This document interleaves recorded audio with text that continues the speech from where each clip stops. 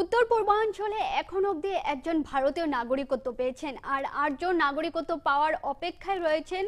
ধর্মানন্দ এই মন্তব্য করলেন। নাগরিকত্ব সংশোধনী আইনে কিভাবে নাগরিকত্বের জন্য আবেদন করা যায় এ নিয়ে কর্মশালা আয়োজিত কাটিগড়াতে। সিটিজেনশিপ অ্যামেন্ডমেন্ট অ্যাক্ট এর মাধ্যমে উত্তর পূর্বাঞ্চলে এখন অবধি একজন ভারতীয় নাগরিকত্ব পেয়েছেন, আরও ৮জন নাগরিকত্ব পাওয়ার অপেক্ষায় রয়েছে। নাগরিকত্ব সংশোধনী আইনে কিভাবে নাগরিকত্বের জন্য আবেদন করা যায় এ নিয়ে কাছাড়ের কাটিগড়াতে এক কর্মশালার আয়োজন করেছে বিশ্ব হিন্দু পরিষদ।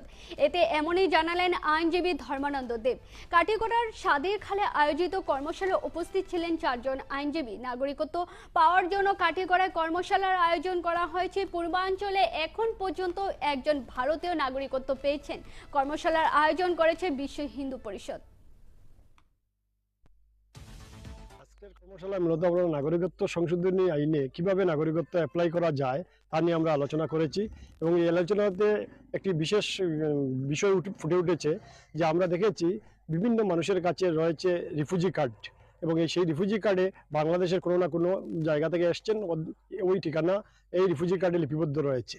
তাই আমরা এই কর্মশালায় আমরা মানুষকে অভয় দিয়েছি যে এই রিফিউজি কার্ড দিয়েও আপনি কাতে অ্যাপ্লাই করতে পারবেন।